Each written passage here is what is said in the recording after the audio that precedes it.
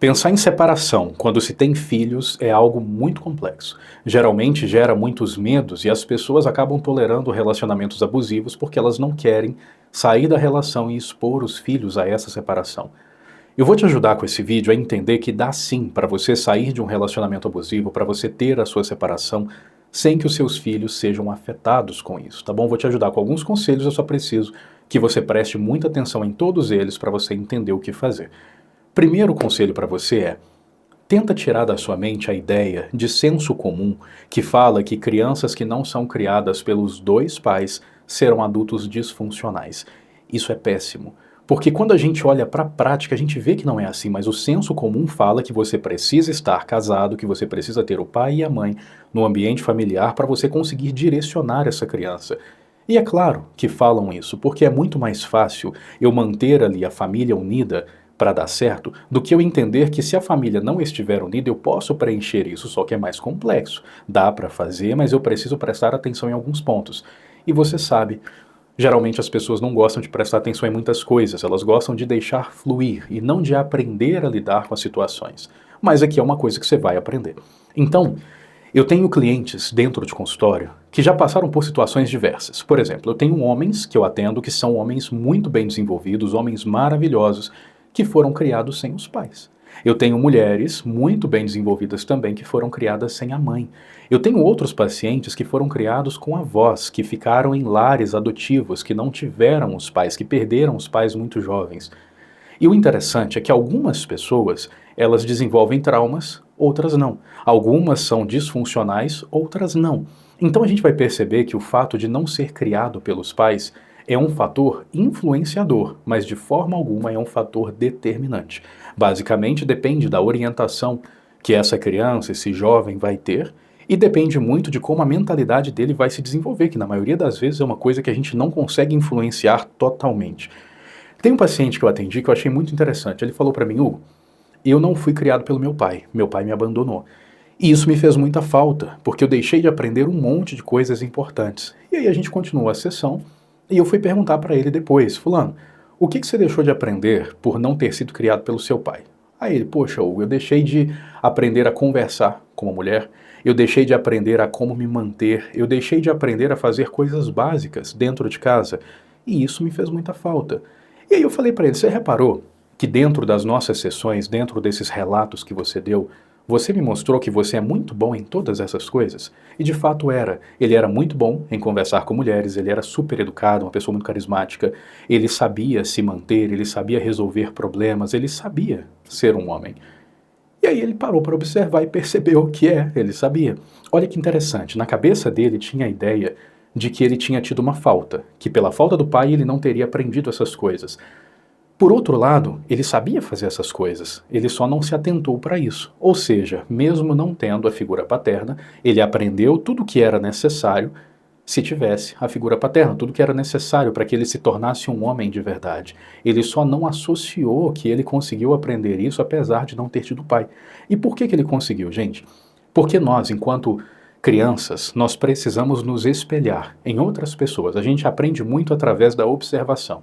A gente aprende a fala através da observação, a nossa postura, a forma que a gente fala, o nosso sotaque, tem tudo muito a ver com isso, olhar e aprender.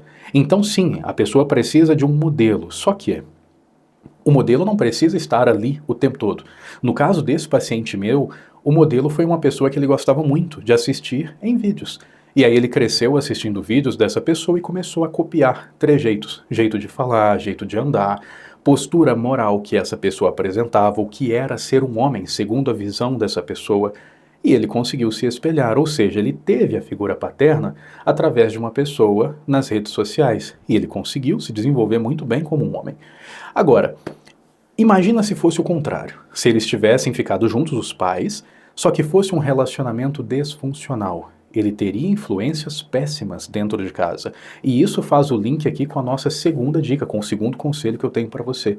Às vezes, é muito melhor você terminar um relacionamento ruim e ensinar os seus filhos por que ele acabou, que um relacionamento precisa acabar quando não é bom, quando não traz boas coisas, do que você criar os seus filhos dentro de um ambiente onde eles vão ver constantemente o pai tratando a mãe mal, a mãe tratando o pai mal. Falta de respeito, falta de lealdade, os dois se traindo, os dois gritando, os dois brigando, sabe por quê? Eles vão crescer acreditando que isso é um relacionamento. E na cabeça deles vai ter a ideia de que relacionamento tem que ser mantido. A gente supera tudo para ficar juntos. Só que eles vão perceber o que vocês estão superando. Estão superando falta de respeito, estão superando deslealdade, estão superando muitas vezes uma completa ausência de empatia dentro da relação. Então a relação está ali, mas não tem nada de bom nesse relacionamento e os seus filhos irão aprender que isso é um relacionamento. Ou seja, quando eles crescerem, a chance deles se encantarem por pessoas que agem dessa mesma forma é gigantesca. A chance deles serem pessoas que agem assim é gigantesca, porque eles aprenderam. Então, em muitos contextos, essa criança vai se desenvolver muito melhor se ela estiver sendo criada só por um dos dois, do que se ela estiver sendo criada pelos dois, quando na verdade os dois juntos são o pior de cada um. Consegue entender? Terceira dica para você. Crianças têm uma capacidade incrível de adaptação, muito melhor do que a nossa. Por exemplo, vamos supor aí que você tem uma criança e você vai mudar de cidade. Provavelmente você vai sofrer muito mais com essa mudança do que seu filho.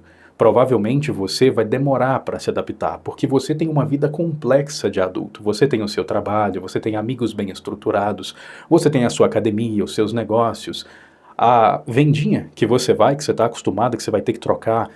Toda a sua vida tem um monte de pormenores para acontecer. A vida da criança é muito menos complexa. Então ela muda, ela tem a sensação de readaptação, é difícil, mas ela vai se recuperar mais rápido. Você vai perceber que a criança ela vai começar a se divertir mais rápido do que o adulto, geralmente, quando tem uma mudança drástica. Isso significa que o cérebro da criança, ele é muito mais adaptável, muito mais plástico do que o nosso, por assim dizer. Então, quando você passa por uma separação, provavelmente você também vai sentir mais incômodo do que a criança. Você vai ter a sensação ruim da separação, né, a quebra de expectativa, você queria que fosse bom, e você também vai ter aquela preocupação, achando que o seu filho está sofrendo demais. Quando, na verdade, em muitos casos, essa criança ela vai se recuperar extremamente rápido. E eu digo isso por experiência própria. A Mel, por exemplo, é minha enteada. Quando a Rafa se separou, ela ficou até mais feliz, porque agora ela tinha 2 casas para ir, 2 casas para brincar, mais pessoas para interagir. E falando de mim, Hugo, quando meu pai se separou da minha mãe, eu tive muito mais contato com ele do que eu tinha quando ele era casado. Porque quando ele era casado, ele estava sempre em casa, só que a gente não fazia muitas coisas. Quando ele se separou, a gente saía para ir em cachoeira, saía para jogar bola, então assim, acabou influenciando de uma forma melhor. Quarto conselho para vocês. O fato dos pais não estarem juntos na mesma casa não significa que eles não podem influenciar os filhos positivamente através da figura paterna e materna. São coisas diferentes. O pai pode sim manter sempre contato com a criança, a mãe pode sempre manter contato com a criança para que ambos influenciem. Então, se isso não der certo, não é por causa da separação, é porque os dois genitores não se responsabilizaram da forma que deveriam. E talvez eles já não fazem isso dentro de casa. Então, não é uma questão de a criança não consegue se desenvolver, é uma questão de talvez um dos dois não quer se esforçar e talvez já não está se esforçando. Talvez você vai perceber que você está dentro de casa, com o marido, com uma esposa, que nem liga para os filhos, que faz só aquilo que é obrigação, que não se importa realmente em trabalhar o desenvolvimento dessa criança. Ou seja, já está acontecendo a falta, já vai afetar o desenvolvimento. Se você se afasta, se separa dessa pessoa, pelo menos você consegue trabalhar isso de uma forma mais pontual, olhando para a realidade sem ficar, talvez, idealizando o que não existe. Um quinto conselho para você é que se por algum acaso você perceber que os seus filhos estão tendo ali um sofrimento maior, você sempre pode contratar um profissional. Eu faço isso muito dentro de consultório com os meus pacientes. Quando eles querem se separar, a gente faz de uma forma que seja amigável, eles se separam, eu atendo os filhos para que os filhos entendam todo o processo, para que os filhos consigam compreender o que está acontecendo e não fiquem mal. E eles superam muito rápido. Eles conseguem, de fato, ficar bem de uma forma muito consistente. Sexto conselho para vocês. Quando você pensar em se separar, considera conversar com a pessoa antes e combinar com ela qual será a história, a narrativa que vocês contarão para o filho de vocês, ou para os filhos de vocês. O meu conselho é que vocês contem a verdade, de uma forma que seja direta, que seja objetiva e que não seja injusta. Por exemplo, se houve traição, E se você sabe que o seu filho em algum momento vai descobrir que é traição, e se ele já tem idade suficiente para compreender uma conversa e para entender um pouco, talvez ali uns 10 anos, uns 11 anos, vocês podem conversar sobre isso e mostrar que houve sim uma deslealdade, mas que isso é porque não deu certo enquanto casal, mas que enquanto pai e enquanto mãe são pessoas maravilhosas, enquanto amigos talvez são pessoas maravilhosas, mas que simplesmente não houve essa compatibilidade. Ah, Hugo, eu não quero contar que aconteceu a traição. Tudo bem. Então fala que enquanto casal vocês não deram certo, que vocês tinham visões de mundo diferentes, visões de futuros diferentes, que isso não funcionaria porque estava cada um indo por um lado. Você pode até fazer um desenho mostrando para a criança o distanciamento emocional para que ela consiga visualizar e compreender o que aconteceu, mas mostrando também que independente desse distanciamento entre vocês, vocês dois estão próximos da criança, sempre. Isso aí vai deixar ela tranquila em relação ao fato de que ela sempre poderá contar com os dois. Geralmente, a superproteção é o que mais gera danos. Os pais, eles não querem conversar com as crianças e falam, não, minha criança não vai conseguir entender. Aí não explica nada, só separa. Aí a criança fica cheia de dúvida. Aí pergunta, um não fala direito. Pergunta para o outro não fala direito. Aí a criança começa a encontrar as próprias respostas, que na grande maioria das vezes não será satisfatória. E aí sim, ela cria um trauma, porque os pais com essa superproteção acabaram mostrando para a criança uma coisa que não deveria. Então é interessante conversar. De novo, a Rafa, minha esposa, conversou com a Mel sobre isso e ela conseguiu compreender. Então ela sabe que o relacionamento não deu certo, mas que o pai é maravilhoso para ela, que a mãe é maravilhosa para ela e que ela é amada pelos dois de uma forma muito intensa. E isso é importante. Então, gente, pensem que a separação ela não pode ser baseada nos filhos, a não ser que você não tenha capacidade de se manter. Talvez você não tenha condições financeiras de cuidar da criança. Tudo bem? Então, nesse caso, continue casado, construa a sua independência financeira e se separe. Agora, se você entende que você tem a capacidade de manter, que a outra pessoa também tem a capacidade de ajudar, que vocês farão isso de uma forma mútua e que o relacionamento de vocês dois não está dando certo, é o momento de se separar. Porque essa criança ela vai ter muito mais benefício com o afastamento do que com a convivência de duas pessoas que não sabem se relacionar ou que não conseguem. E isso vai dar para elas um monte de ensinamentos ruins. Você não quer que o seu filho aprenda, por exemplo, que se ele tiver um relacionamento ruim, ele deve terminar? Ou você quer que ele entenda que ele tem que superar qualquer tipo de humilhação para ficar na relação? Pensa sobre isso. Se precisar da minha ajuda nesse processo, tem informações aqui na descrição de como contratar as nossas mentorias.